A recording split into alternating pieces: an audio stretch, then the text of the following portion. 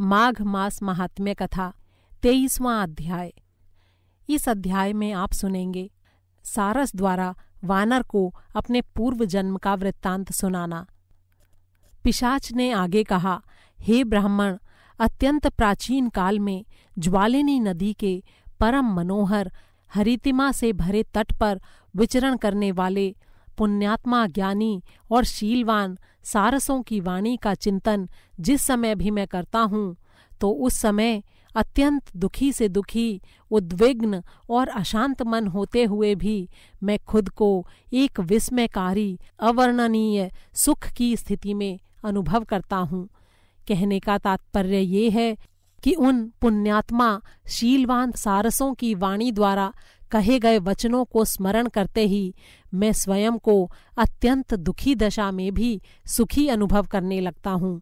इतनी कथा सुनाने के पश्चात महात्मा देव इति ने कहा, हे पिशाच, उस ब्रह्म राक्षस अर्थात प्रेत योनिधारी वसु की ये बात सुनने के पश्चात वो धर्मात्मा पथिक ब्राह्मण कौतूहल और जिज्ञासा के वशीभूत होकर उसके प्रति आकर्षित हुआ और कहने लगा, हे सौम्य, अब तुम कृपा करके उन ज्ञानी पुण्यात्मा सारसों की कथा सुनाने का कष्ट करो। मैं ये कथा सुनने को अत्यंत उत्सुक हूँ, जिनके द्वारा कहे गए वचनों को दुखी दशा में भी स्मरण करके तुम सुख और शांति का अनुभव करते हो।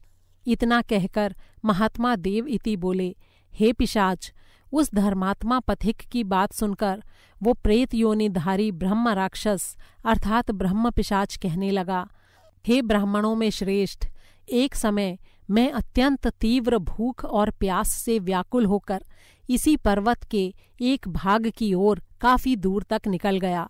वहां से चलकर मैं एक सुंदर नदी के किनारे जा पहुंचा। संयोगवश उसी समय कहीं से दो सुंदर और प्रसन्न सारस पक्षियों का जोड़ा उड़ता हुआ वहां आया। वो जोड़ा वहां उतरकर नदी के स्वच्छ, निर्मल और पारदर्शी जल में क्रीड़ा करने लगा। कुछ समय तक जल क्रीड़ा करने के पश्चात नर सारस थक कर नदी के किनारे पर सो गया और मादा सारस वहां पहरा देने लगी। नर सारस मधुर निद्रा में विश्राम कर रहा था और मादा किसी भी संभावित हिंसक पशु या जीव जंतु का आभास होते ही अपने पति को सूचित करने के लिए तत्पर होकर पहरा दे रही थी। उसी समय दैवयोग से वृक्षों पर से लंबी लंबी छलांगे भरता हुआ एक विशालकाय, बड़ा ही हृष्ट पुष्ट वानर अर्थात बंदर वहां आ पहुंचा। उस विशालकाय बंदर को देखकर वहां उपस्थित छोटे छोटे पशु पक्षी कलरव करते हुए, चिल्लाते हुए वहां से भाग निकले। मादा सारस नर सारस को सचेत कर पाती उससे पहले ही बंदर ने नदी के किनारे सोए उस सारस की दोनों टांगें निर्दयतापूर्वक पकड़कर अपनी ओर खींची। अपने पति को विपत्ति और दुख से ग्रस्त देखकर मादा सारस बड़ी ही व्याकुल और दुखी हो गई। प्राणों के भय से भयभीत होकर वो अन्य पशु पक्षियों की तरह वहां से भागी नहीं, बल्कि पति के दुख से दुखी होकर वो रोने लगी और मन ही मन ईश्वर का ध्यान करने लगी।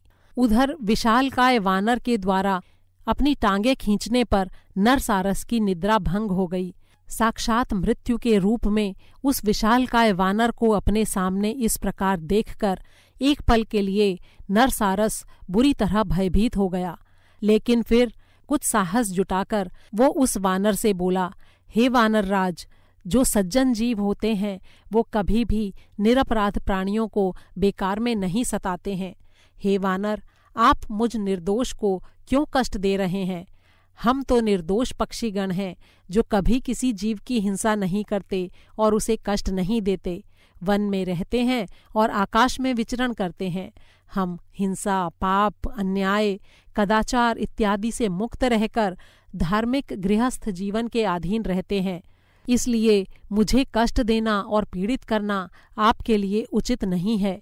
हे वानर, मैं आपके पूर्व जन्म की पूरी कथा का ज्ञान रखता हूँ।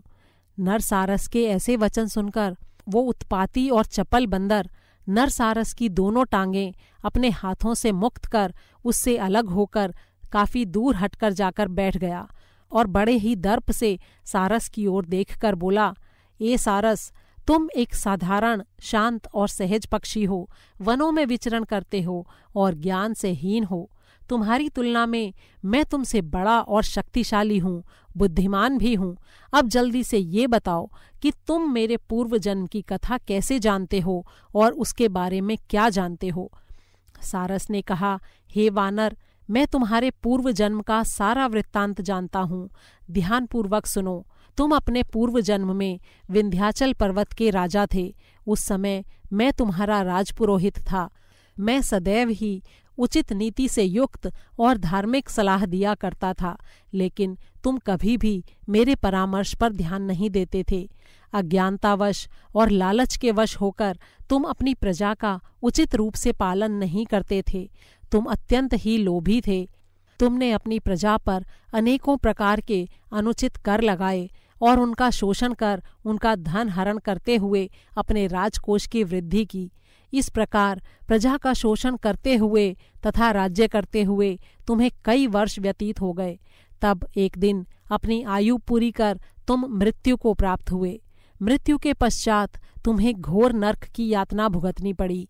ये सारी यातना और कष्ट भोगते समय तुम सदैव ही मन भगवान से अपने उद्धार की प्रार्थना करते रहते थे।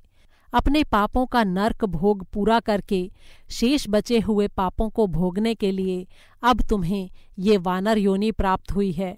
लेकिन अब इस वानर योनि में भी तुम हिंसा और पाप में लीन हो। निरपराध प्राणियों की हत्या का पाप करके तुम पुनः उसी नरक यातना में लौटने की स्थिति बना रहे हो। इसलिए हे वानर, तुम हिंसा और उत्पीड़न का पूरी तरह से त्याग कर दो ताकि तुम्हें सद्गति प्राप्त हो सके। मैं जब पूर्व जन्म में तुम्हारा राजपुरोहित था तो मैं पूरी तरह से धार्मिक जीवन व्यतीत करता था। हिंसा और सब प्रकार के पापों से दूर रहकर भगवान विष्णु की आराधना किया करता था। मुझे भगवान विष्णु की भक्ति प्राप्त थी। इसी ईश्वर भक्ति की शक्ति से मुझे अपनी इस वर्तमान योनि अर्थात सारस जीवन में भी अपने और तुम्हारे पूर्व जन्म का पूरा वृत्तांत स्मरण है।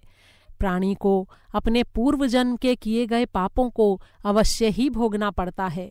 ये सृष्टि का विधान है और देवता भी इस विधान का उल्लंघन या इसे भंग नहीं कर सकते हैं। यद्यपि मुझे इस जन्म में सारस का शरीर प्राप्त हुआ है, फिर भी मैं मोहित नहीं हूँ। हे ब्राह्मण, श्रेष्ठ सारस द्वारा कही गई इस कथा को सुनकर वो वानर बड़ा ही प्रभावित हुआ और सारस से कहने लगा, हे पक्षी, तुम अवश्य ही बड़े ज्ञानी हो और सब कुछ जानते हो, लेकिन ये तो स्पष्ट करो कि तुम्हें ये पक्षी की योनि किस प्रकार से प्राप्त हुई और सारस की देह प्राप्त होने का भी क्या कोई वृत्तांत है। इति श्री माघ मास महात्म्ये भाषा टीकायां 23वाध्यायः संपूर्णम्। 23वां अध्याय समाप्त हुआ।